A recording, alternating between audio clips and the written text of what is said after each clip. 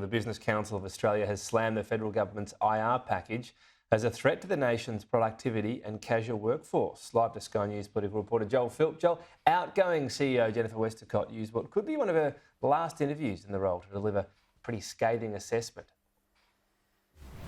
Yeah, that's right, Tom. And she honed in on those two specific areas. To begin with, about productivity. She said that she believes this broad sweeping IR reforms that the Labor government is proposing at this stage would embed conflict into the country's industrial relations system and hamper productivity here. That's something that the Reserve Bank Governor Philip Lowe has warned Australia needs to get a handle on, boosting productivity into the future in order to boost real wages. But she was also concerned about casual workers and the impact that this law could have employers and their view about using casual workers. She said that employers could be concerned that they would be obliged to quickly give casual workers more permanent forms of work or permanent contracts, and that what is being suggested here is an inflexible system that doesn't work with the ebbs and flows that come with seasonal work in Australia. Here's Jennifer Westacott's assessment about these IR reforms. This package is still unworkable. It's unnecessary. People don't want it. There's no evidence for it. It's costly. The government's own figures show that this will be an enormous cost, and that will hit the bottom line of every household in Australia. It's risky. The economy is going to go through a downturn. We'll see that tomorrow in the national accounts. So why would you make it harder to employ people? So what are those figures Ms Westacott just spoke about? Well, we know yesterday, tabled in Parliament, the Department for Employment's own figures indicate here the cost over a 10-year period for these reforms will be $9 billion. That's split up between these labour hire changes that Labor wants to see and also an increase of minimum pay standards for digital platform workers. For example, a driver who is delivering food under a food delivery app. So Tony Burke, though, the Employment Minister who tabled this yesterday, says that this figure is less than 0.1% of the total wage bill of Australia, so it's small money.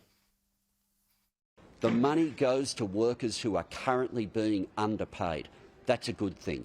It's a small proportion, a tiny proportion of the total wages budget in Australia, but for those people who are being underpaid, whether it's because of wage theft, the labour hire loophole, or because they're in the gig economy with no standards, these changes will be life-changing for them. Labor's IR overhauls are on their way through Parliament at the moment and will need support from the crossbench, most likely, when it comes to the Senate, but also one of the two big parties here, whether that be the Coalition or the Greens, that have the numbers in the Senate to help this get through. This morning, we've seen both parties speak about what they might like to see the Labor government do, and there's obviously going to be some negotiation ahead, so take a listen to their proposals.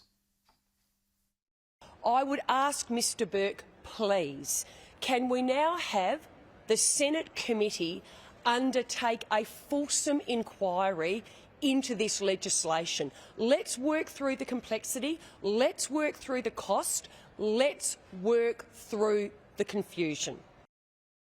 Workers in Australia need a right to disconnect. People need to be able to switch off when they clock off. When people go home from work, they shouldn't have to answer phone calls or emails or texts from their employer if they're not getting paid for it. Tom, the right to obviously clock off after work is what the Greens are pushing for there. The idea that if you are contactable via email or phone after hours, and you should be paid for that. So obviously, judging from the past, the Greens have been the party to negotiate with the government on a lot of the legislation we've seen pass through recently. So I guess watch this space. Joel, thank you.